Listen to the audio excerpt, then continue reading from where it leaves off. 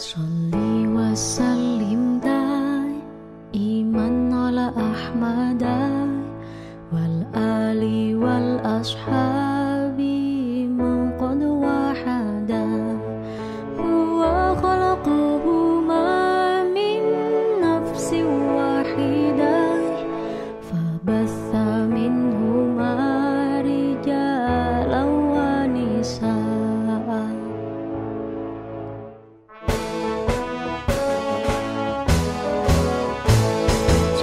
وسلم دائما على أحمد والآل والأصحاب من قد وحدا هو خلقهما من نفس واحدة فبث منهما رجالا ونساء فبث منهما رجالا. Siapa sih? Kelas B mana? Iya si Homer benar.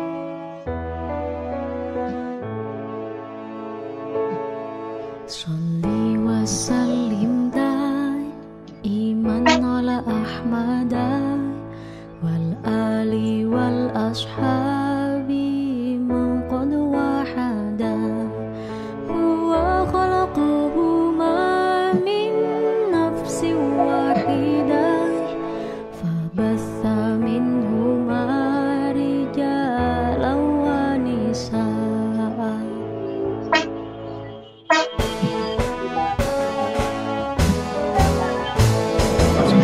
وسلم دائما على أحمد والآل والأصحاب من قد وحدا هو خلقهما من نفس واحدة فبث منهما رجالا ونساء فبث منهما رجالا ونساء.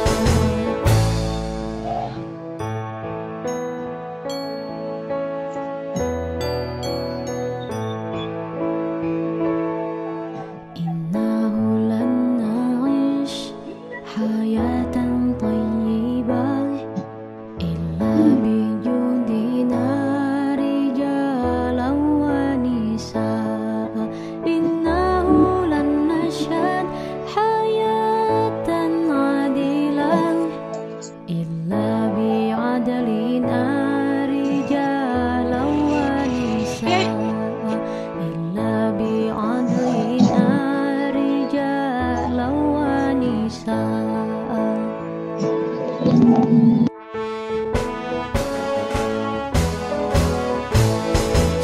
وسلم دائما على أحمد والآل والأصحاب من قد وحدا هو خلقهما من نفس واحدة فبث منهما رجالا ونساء فبث منهما رجالا ونساء.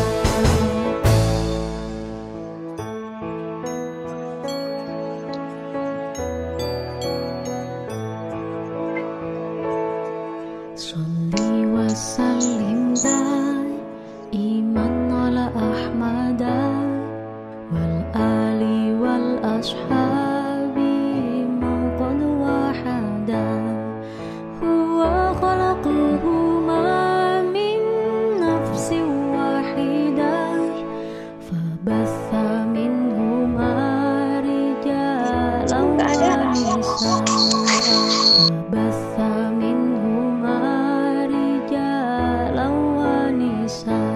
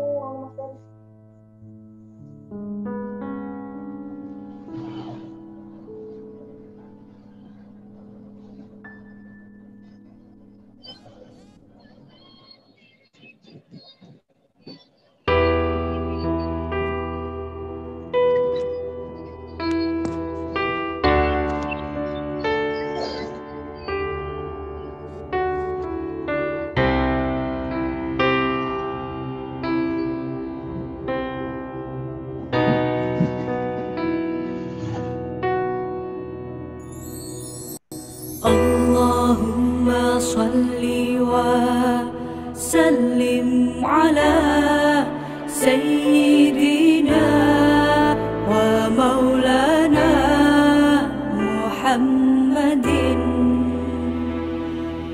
اللهم صل وسلم على سيدنا ومولانا محمد عدد ما في علم الله صلاة دائمة Mau mulai, yang lain tolong di-mute dulu ya biar nggak ملك masuk suara. الله عدد ما في علم الله صلاة دائمة بدوام ملك الله.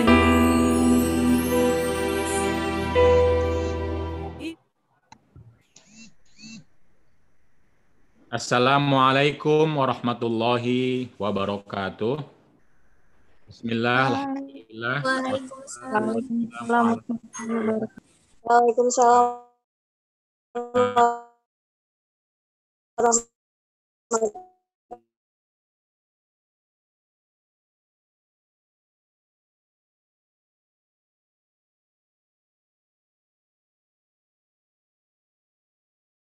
Kita ya dzal jalali wal ikram. Teman-teman sekalian, kelas Qawaid Fiqhiyah, pertemuan pertama kelas B dan C. Mungkin sebagian sudah mengikuti kelas Masail, jadi perkenalannya tentang saya singkat saja, tetapi intinya adalah bahwa penting sekali bagi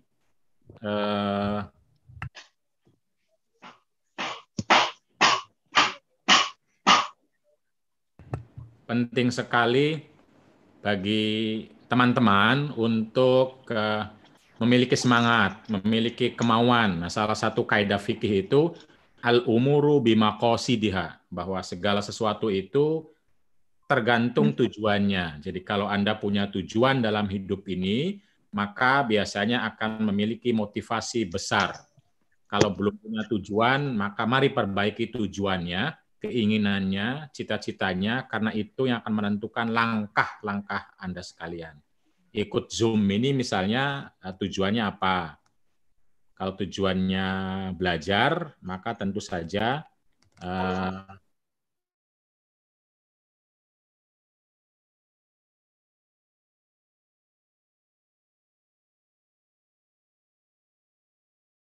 misalnya atau sekedar absen tentu akan berbeda. Nah, teman-teman sekalian, ini kelas Qawaid Fiqhiyah yang pertama. Karena waktunya sangat terbatas, saya tidak akan banyak memperkenalkan diri.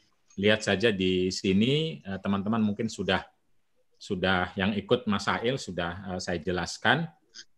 Yang paling penting adalah bahwa seperti yang saya katakan, S2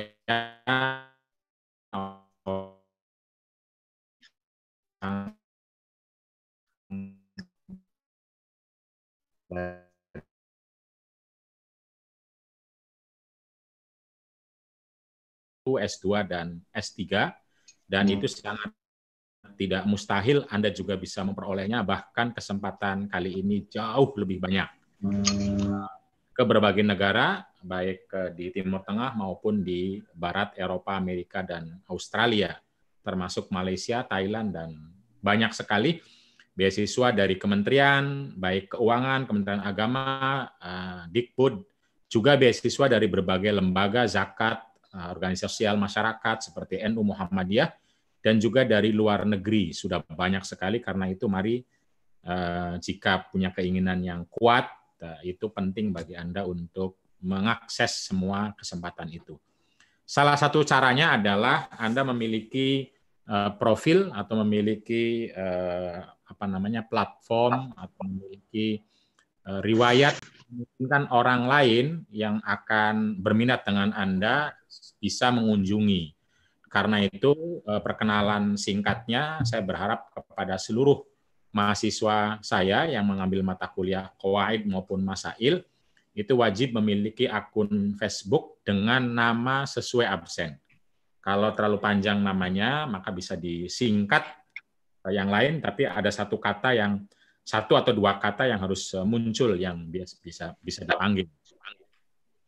Riwayat hidupnya juga harus tertulis sebagaimana adanya, jangan ngarang, jangan asal-asalan, tanggal lahir apa biasanya kadang dimudahkan, dituakan, atau dibikin agar itu nggak boleh. Nanti kalau ketahuan lembaga yang ingin memberi pekerjaan atau beasiswa, Anda bisa di blacklist itu tuh. Tempat kuliah juga perlu dimasukkan name, kalau dianggap bukan rahasia, perlu disertakan. Nah, yang paling penting lalu foto dirinya close up, terlihat dan sendirian, jangan bersama mertua, menantu, atau orang tua, atau grup, atau teman yang lain, kecuali album. Kalau foto diri, harap yang close up, yang kelihatan, dan sendirian, biar orang tahu